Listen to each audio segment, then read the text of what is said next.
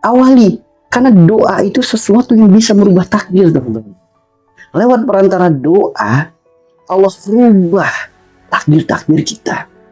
Yang mungkin hari ini garis tulisan kita seperti ini misal, namun dengan harapan-harapan yang baik, doa-doa yang baik, itu bisa berubah, teman-teman. Ya, bahkan doa adalah sebuah ungkapan isi hati. Doa adalah sebuah harapan. Ingat ya, doa, memohon, mendoakan itu sesuatu yang berbeda, teman-teman ya. Bukan tidak semua yang memohon itu doa. Doa itu adalah permohonan. Kemudian mendoakan berarti kita mendoakan orang lain.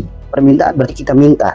Gitu. Jadi ini harus dipahami ya. Makanya orang kalau bangun tidur sudah diawali dengan doa-doa yang baik, pasti satu hari itu pasti akan dilimpahkan kebaikan. Apalagi ada satu doa yang kita mohonkan.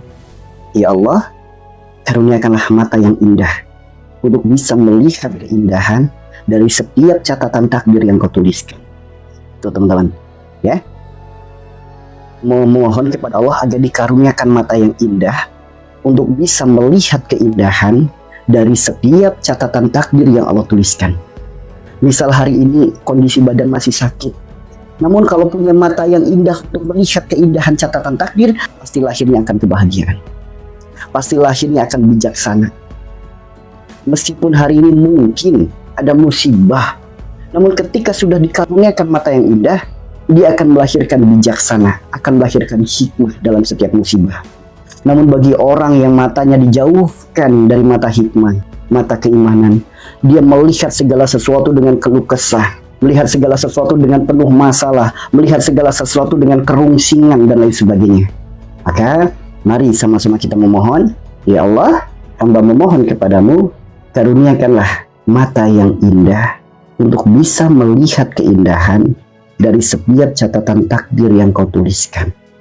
Jadi apapun saat ini yang menjadi catatan takdir kita, kita akan bisa melihatnya dengan keindahan. Karena hanya dengan kacamata iman, kita bisa melihat keindahan dari setiap catatan takdir yang Allah tuliskan. Tanpa kacamata iman, mustahil.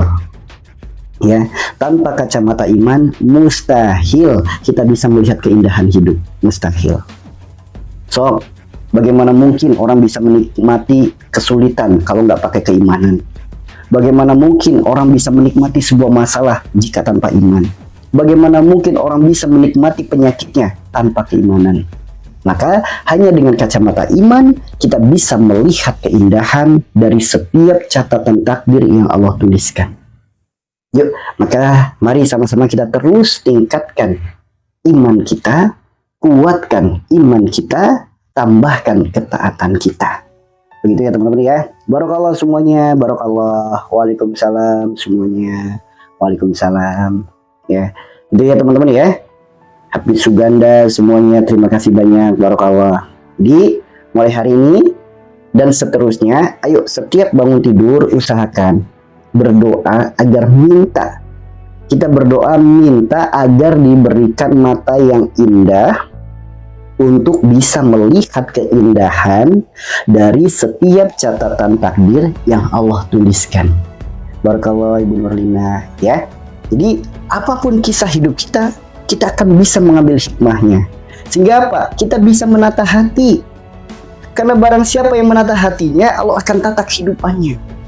Namun ketidakpandaian kita dalam menata hati akan menjadi masalah-masalah berikutnya. Nah, dengan kacamata iman, dengan mata yang indah, melihat keindahan setiap catatan takdir, apapun yang Allah berikan untuk diri kita akan melahirkan kebahagiaan. Sehingga kita mudah menata hati kita. Sok, orang kalau nggak bisa menata hati, ada masalah dikit, langsung amarah, langsung benci, langsung emosi, sok akan berdampak buruk pada diri kita, berdampak buruk pada kehidupan kita, berdampak buruk pada kesehatan kita. Karena jika segumpal daging itu baik, semuanya akan ikut baik. Jika segumpal daging buruk, yang lain pun akan ikut buruk. Kan sering disampaikan, ketidakpandaian kita dalam menata hati melahirkan amarah, emosi, nanti dampaknya buruk.